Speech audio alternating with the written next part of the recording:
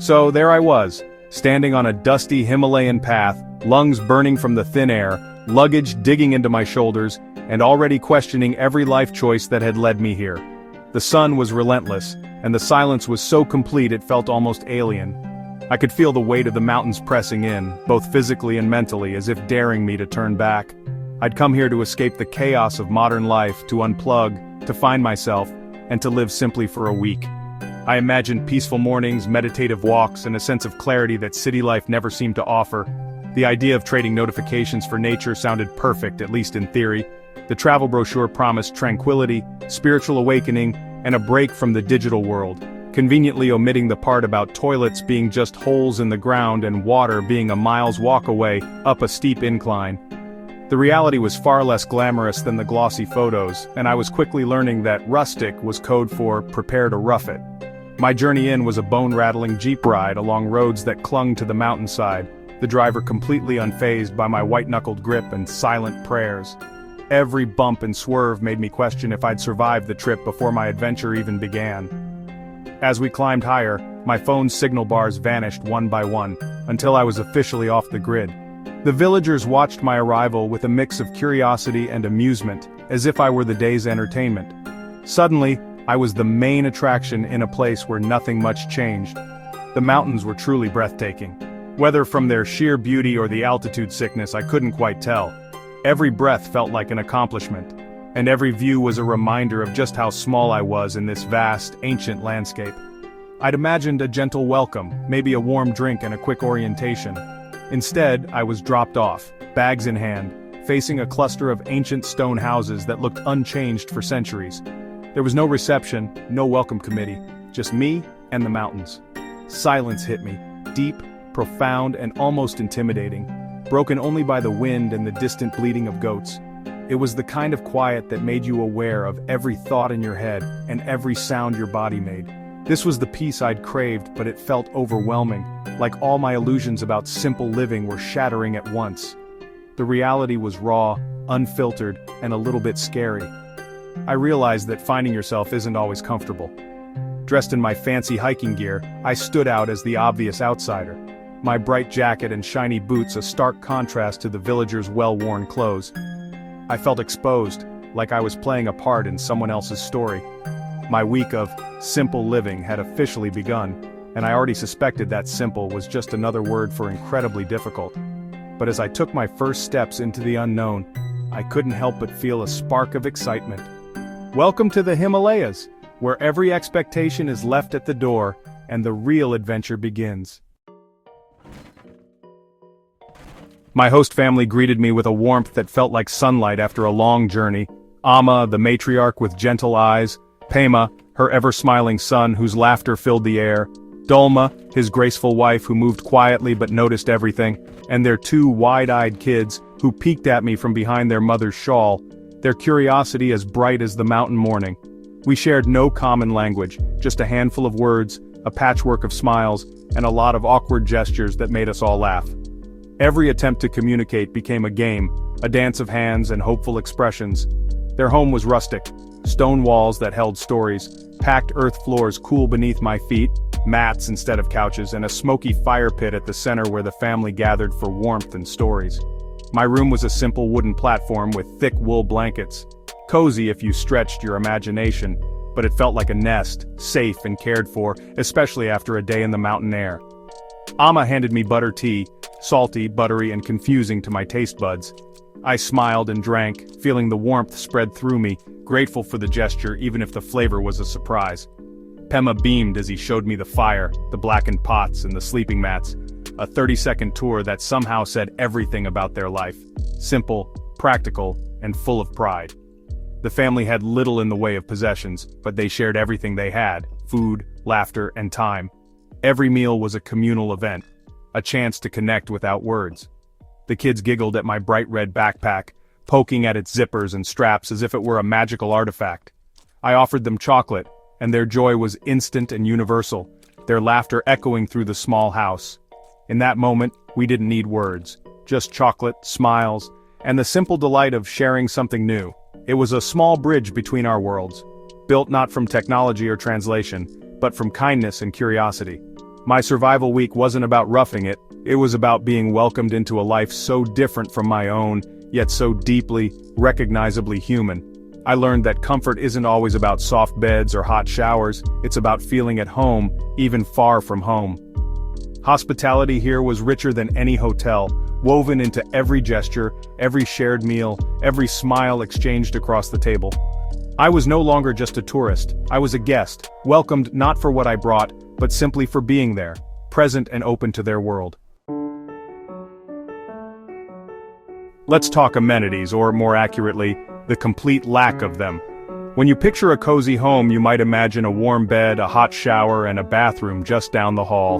Here, in the heart of the Himalayas, those luxuries are a distant memory. The bathroom? It was a rickety shack with a hole in the ground, perched 50 yards from the house. The only thing between you and the valley below was a thin wooden door. Privacy was more of a suggestion than a guarantee.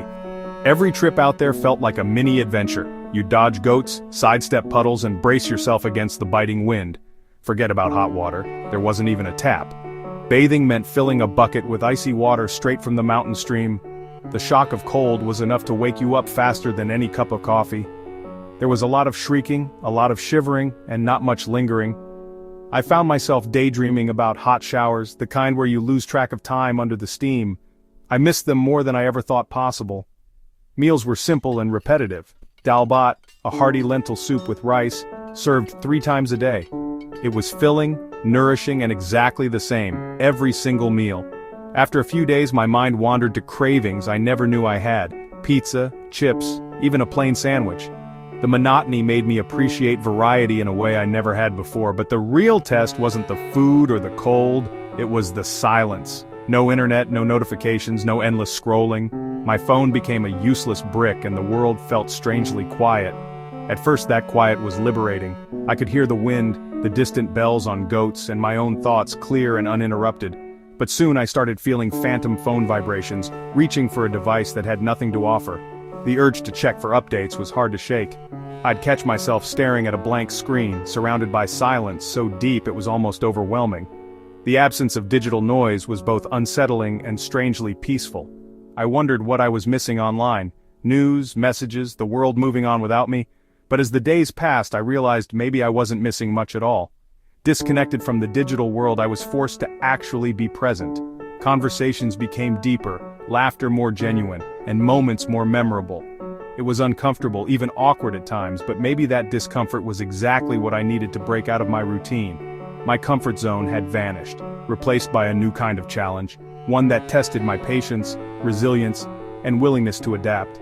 And in that space, stripped of distractions, I found a new kind of clarity, one that only comes when you step far outside your comfort zone. The Himalayan day starts before sunrise with a rooster as your alarm.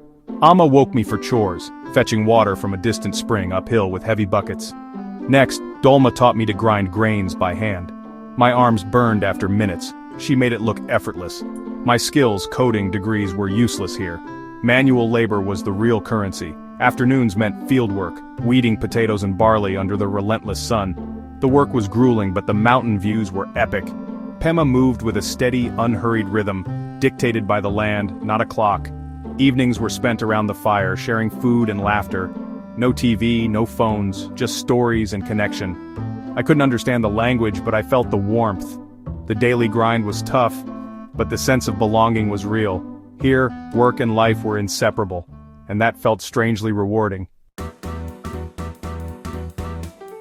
My digestive system went on its own adventure. Dal bhat was the staple, sometimes thicker, sometimes thinner, always rice, always lentils.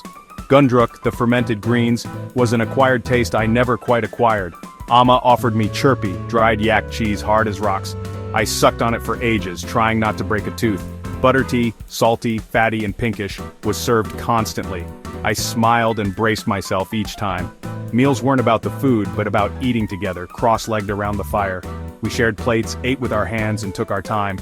Back home, I often ate alone, distracted. Here, every meal was communal.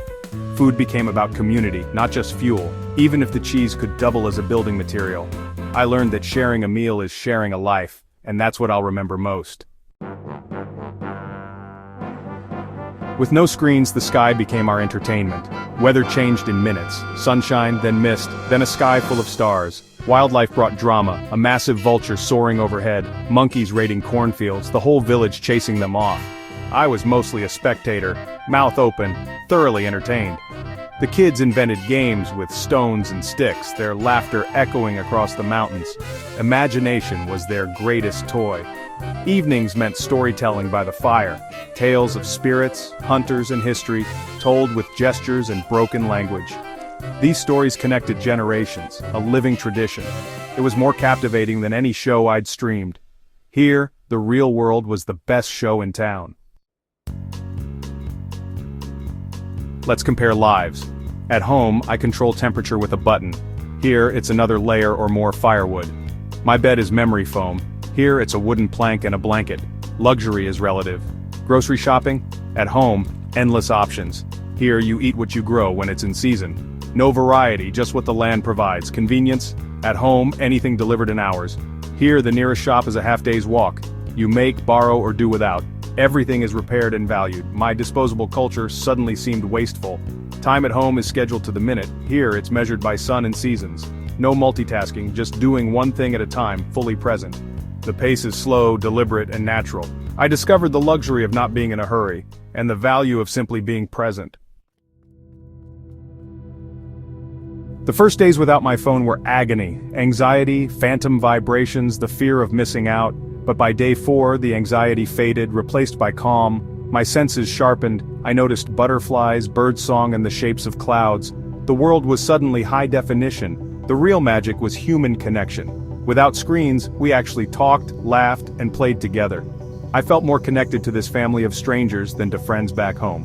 By week's end, I dreaded turning my phone back on. I'd found a different kind of connection, to nature, to people, and to myself. No grand epiphany, just a quiet space to be. Sometimes that's all you need.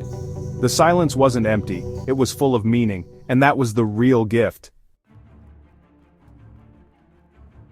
Returning to civilization was a shock. City noise, supermarket excess, and a phone exploding with notifications.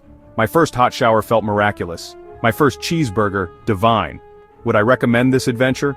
Absolutely, especially to anyone who complains about slow Wi-Fi or missing oat milk. You need to experience a toilet that's just a hole and hair washing in glacier water. It builds character. I describe endless dal bhat with a nostalgic smile, omitting my pizza fantasies. This trip makes you appreciate every little luxury. But more importantly, it forces you out of your comfort bubble. You learn happiness isn't about stuff or screens. You discover resilience and the power of a shared smile. It's a reset for your soul. If you want a spa vacation, stay home. If you want to be changed, go. And bring chocolate. It's the best icebreaker in any language.